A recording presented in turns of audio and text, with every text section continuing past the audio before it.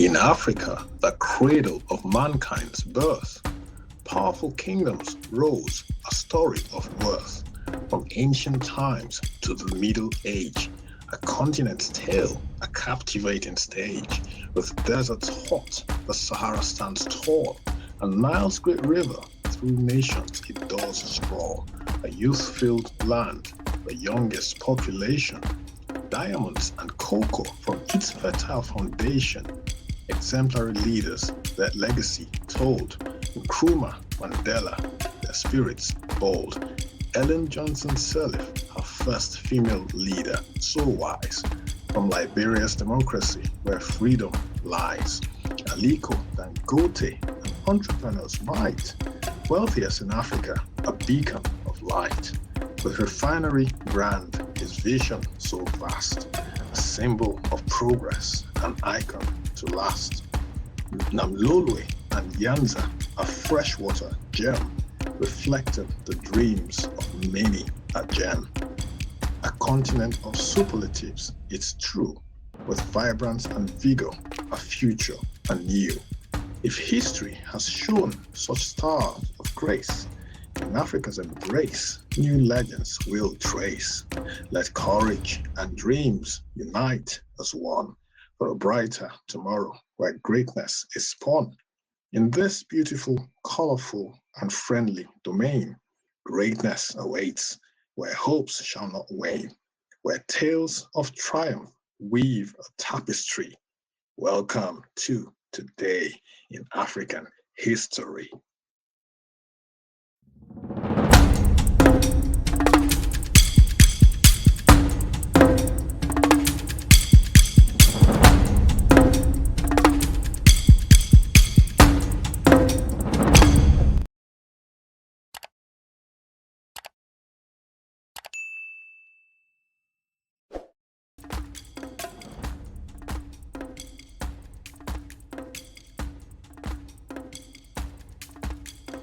Now, this is a very iconic figure, very iconic face in African history.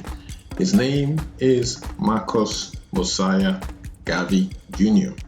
Born on this day, August 17th, the year was 1887. He was a Jamaican political activist. He was the founder and first President General of the Universal Negro Improvement Association and African Communities League. So it's UNIA ACL, commonly known as the UNIA, through which he declared himself Provisional President of Africa. Ideologically, a black nationalist and Pan-Africanist, his ideas came to be known as Garveyism.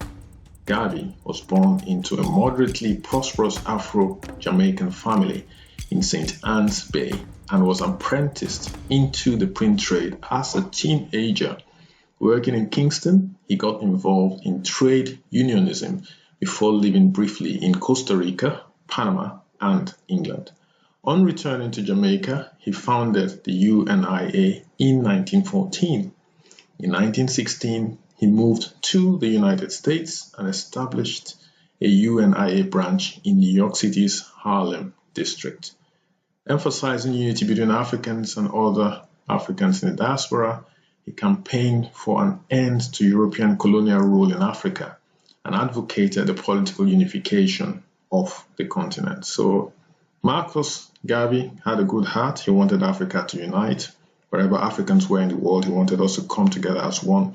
I hope that you watching this video have the same ideals for Africa. You want Africa to move forward.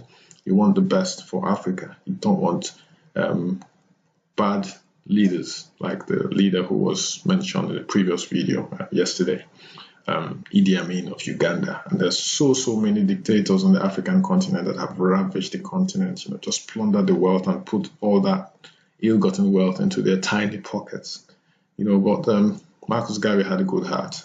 Hopefully there are leaders like Marcus Garvey in the younger generation who are willing to sacrifice what they have to sacrifice. We're not talking about sacrificing your life now for the cause of Africa, but doing your best for Africa, providing employment opportunities, encouraging young people, providing for widows, providing for women, pregnant women, free healthcare, things like that. There's so many things that you can do to improve the lot of Africa. Okay, so we're going to go on to the next event of importance that happened on this day. This is the flag of Gabon. The Gabonese Republic celebrates its Independence Day on August 17th. The Gabonese Republic was independent for the first time on this day in 1960. Gabon is located in the west coast of Central Africa. Its colonization began in the first half of the 19th century when France signed treaties with local tribal chiefs and established a protectorate over the coastal area.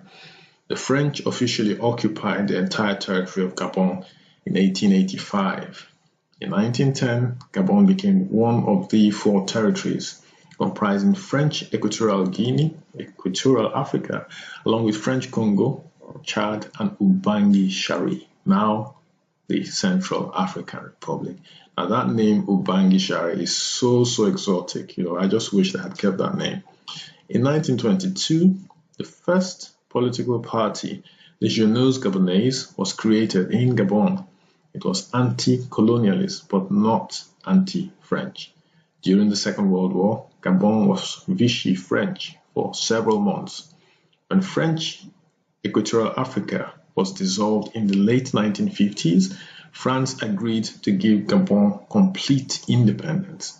Gabon Independence Day is a public holiday widely celebrated throughout the country.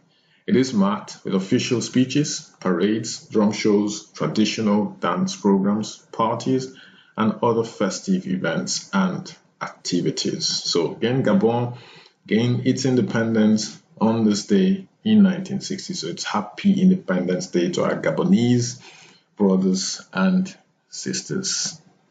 Last but not least, he was and probably still is known as Nigeria's Maradona. Very clever military politician and tactician. His name is Ibrahim Badamasi Babangida, GCFR, which stands for Grand Commander of the Federal Republic. He was born on this day in 1941. He is a Nigerian retired general and statesman who served as military president of Nigeria from 1985 until his resignation in 1993. He rose through the ranks to serve from 1984 to 1985 as Chief of Army Staff, going on to orchestrate his seizure of power in a coup d'etat against Muhammadu Buhari, who happens to be the last president of Nigeria who left power in May. So Muhammadu Buhari has been president twice, military president and the civilian president, for those who do not know.